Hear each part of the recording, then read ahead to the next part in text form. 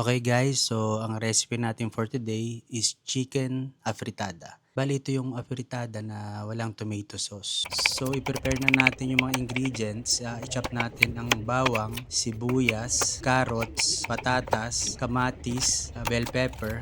After nun, magpe-prepare tayo ng achuete oil. After nyo ma-prepare lahat ng mga ingredients, gigisa na natin ang bawang, sibuyas at kamatis. Make sure na ang kamatis natin ay medyo durog na bago natin isalang ang manok. So kapag luto na ang manok, lagyan na natin ng patatas at carrots.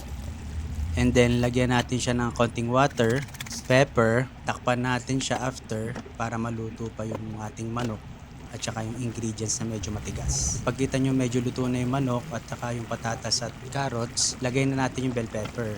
And then, lagyan natin ng achuete oil yung ginawa natin kanina para mas maganda yung kulay niya since hindi nga tayo gagamit ng tomato sauce. And then, lagyan natin siya ng magic sarap at 2 tablespoon of Knorr seasoning. So, ayan, pagkita mo ng ganito na, yung nagmamantika na siya, pwede mo na patayin yung inyong apoy. Ayan, kita nyo, medyo nauubos na yung sabaw niya at medyo lumalabas yung ating mantika. Okay guys, so luto na ang ating chicken afritada. So ito yung sinabi ko nga kanina, wala itong tomato sauce, pero marami siyang kamatis. So hanggang dito na lang guys. Bye!